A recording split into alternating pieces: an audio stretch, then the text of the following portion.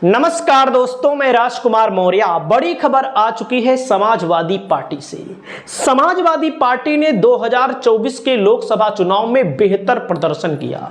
अब समाजवादी पार्टी की कोशिश है कि अपनी इस पार्टी को राष्ट्रीय पार्टी बनाया जाए।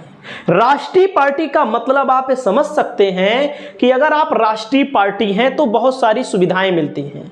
खास तौर पर आप 40 स्टार प्रचारक नियुक्त कर सकते हैं अन्य राज्यों के विधानसभा चुनाव के लिए, जो कि समाजवादी पार्टी ने केवल 20 स्टार प्रचारक जम्मू कश्मीर के लिए नियुक्त किए।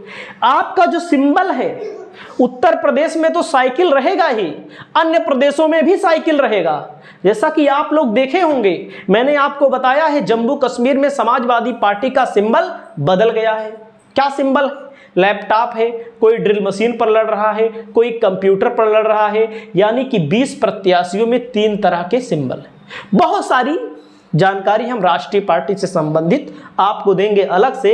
लेकिन समाजवादी पार्टी 2024 के बाद झारखंड में चुनाव होना है, हरियाणा में होना है।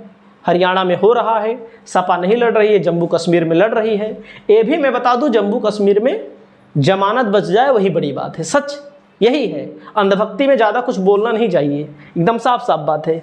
समाजवादी पार्टी अब झारखंड में भी तैयारी कर रही है और सपा की कोशिश है कि इंडिया गठबंधन के साथ चुनाव लड़ने की, जिसमें कांग्रेस की बहुत बड़ी भूमिका है। कांग्रेस ने अगर 6 सांसद जितवाए हैं अपने उत्तर प्रदेश में, तो समाजवादी पार्टी और कांग्रेस का मिश्रण है उसमें, दोनों पार्टियों का योगदान है उसमें। तो समाजवादी पार्टी अब झारखंड में जेएमएम की सरकार है, यहां पर 6 सीटों पर विधानसभा चुनाव के लिए दावेदारी पेश कर रही है और कह रही है अगर हमको अकेले लड़ना पड़ेगा तो हम यहां पर 6 पर नहीं लड़ेंगे, फिर हम लड़ेंगे 40 पर।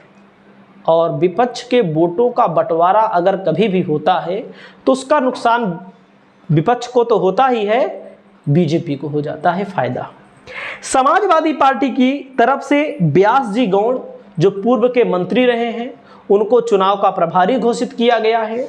और अब मैं आपको बता रहा हूं, 11 सीटों पर दावेदारी कर रही है। 40 सीटें में से 40 सीटों पर तो कह रही है लड़ने के लिए, लेकिन अगर उसको 6 सीटें मिल जाती हैं, पांकी, भवनाथपुर, बोकारो, छतरपुर, विश्रामपुर, हुसैनाबाद, तो समाजवादी पार्टी 6 पर तो पूर्णतः दावेदारी कर रही है।